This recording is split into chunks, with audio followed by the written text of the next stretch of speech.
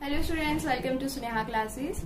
So today we start the first chapter of class 9th of mathematics and the chapter's name is number system. So in this video I will discuss the introduction part of the whole chapter so that you easily understand all the questions of the remaining exercises. Let's start with the introduction part. तो बात आती है number system में. तो इसमें हम सबसे पहले जो बात करेंगे वो करेंगे नंबर लाइन की. मतलब आपको कुछ ऐसे नंबर्स आएंगे जिसको आपको नंबर लाइन में दिखाना होगा. तो नंबर लाइन में आपको ये पता है कि मिड में हमारे पास क्या आता है, 0. इस तरफ हमारे पास आते हैं नेगेटिव नंबर और इस तरफ हमारे पास आते हैं पॉजिटिव नंबर्स. तो अभी आपने छोटी क्लासेस में ये किया होगा, जैसे आपको बोल देंगे 1, 2, 3 इनमें से आप कोई भी नंबर है आप शो करो नंबर लाइन, तो हम स्केल के साथ उसको शो कर सकते हैं. लेकिन अगर देखा जाए 1 और 2 के बीच में भी बहुत सारे ऐसे नंबर्स हैं जो कि फॉल करते हैं. For example 1.1, 1.5, 1.52, 1.62, 1.6785. मतलब 1 से लेके 2 के बीच में बहुत ज्यादा नंबर्स होते हैं जो कि इन दोनों के बीच में फॉल करते हैं. तो इस चैप्टर में हम उन नंबर्स को सीखेंगे कि कैसे हम उन नंबर्स को नंबर लाइन में शो कर सकते हैं. सेम वैसे ही अगर इस तरफ नेगेटिव नंबर्स हैं तो वैसे ही -1 और -2 के बीच में भी बहुत ज्यादा नंबर्स होंगे जो कि हम उनको शो कर सकते हैं. उसके बाद जो हमारे पास नंबर्स हैं वो 2 हैं. एक है रैशनल नंबर और second one is irrational number. तो सबसे पहले हम बात करते हैं कि रैशनल नंबर क्या होते हैं. वो नंबर्स जो कि P/Q की फॉर्म में होते हैं उन्हें हम रैशनल नंबर्स बोलते हैं. लेकिन उनके लिए सिर्फ एक ही कंडीशन होती है कि जो नीचे वाला पार्ट है Q ये कभी भी 0 नहीं होना चाहिए.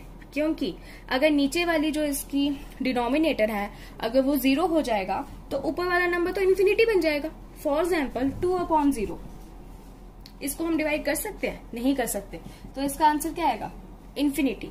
तो इसलिए Q जो है वो कभी भी 0 नहीं होना चाहिए.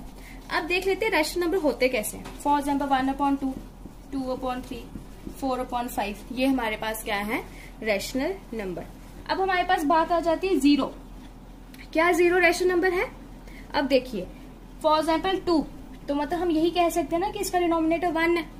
तो मतलब 2/1 किसके बराबर होता है, 2 के. सेम वैसे ही अगर 0 के नीचे 1 लगा दे तो इसकी वैल्यू तो चेंज नहीं होगी ना, ये तो मतलब 0 ही है. तो इसका मतलब ये चीज क्या है, रैशनल नंबर है. तो इसलिए हम 0 किस में काउंट करेंगे, रैशनल नंबर में. अब जो रैशनल नंबर है इसकी जो कलेक्शन होती है उसको हम डिनोट करते हैं Q से सिंबल, और इसका क्या मतलब होता है, क्वोशंट. सेम वैसे ही जो रेशनल वर्ड है ये वर्ड आया हुआ है रेशो से. ठीक है, तो हमने नंबर लाइन के बारे में पढ़ लिया. उसके बाद हमारा रैशनल इरेशनल था. अब हमारे पास जो थर्ड टॉपिक है वो है टर्मिनेटिंग और नॉन टर्मिनेटिंग नंबर. इसके बारे में आपने पहले नहीं पढ़ा होगा. ठीक है, अब आ जाते हैं कि टर्मिनेटिंग नंबर्स कौन से होते हैं.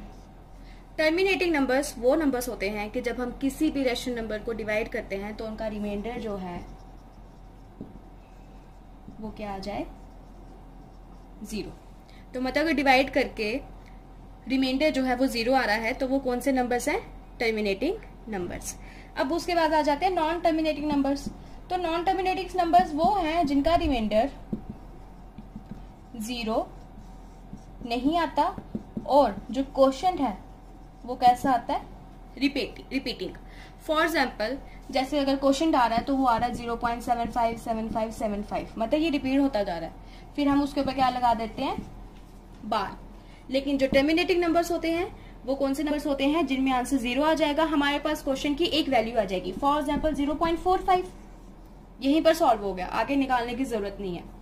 तो जो नॉन टर्मिनेटिंग नंबर्स होते हैं इनको हम रिपीटिंग भी कहते हैं, और जो टर्मिनेटिंग नंबर्स होते हैं इनको हम क्या कहेंगे, नॉन रिपीटिंग. अब इसके बाद जो आप फोर्थ चीज पढ़ोगे वो आप पढ़ोगे लॉज ऑफ एक्सपोनेंट्स.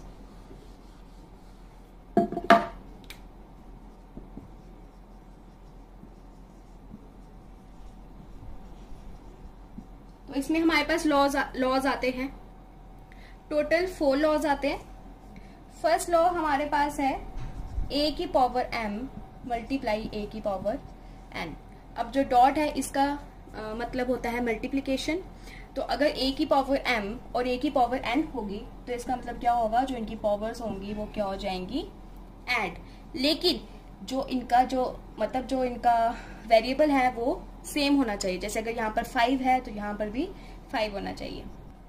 सेकेंड हमारे पास आ जाता है a की power m whole bracket n, कि अगर कोई नंबर है उसकी पावर फॉर एग्जाम्पल 3 है और बाहर है 2, तो जो ये दो पावर्स होंगी इनका आपस में क्या हो जाएगा, मल्टीप्लीकेशन। तो इसका मतलब क्या है, a m n।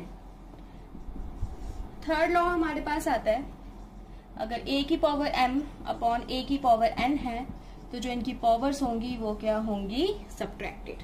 ठीक है। और लास्ट लॉ हमारे पास आता है, अगर a की पावर m है और b की भी पावर m है तो मतलब a इंटू b इनकी होल पावर क्या हो जाएगी, m। तो ये लॉज हैं। जब हम क्वेश्चंस करेंगे तो आपको लॉज जो है अच्छे से समझ आएंगे। तो ये बेसिक इंट्रोडक्शन है नंबर सिस्टम की। तो don't forget to subscribe our channel and press the bell icon. Thank you.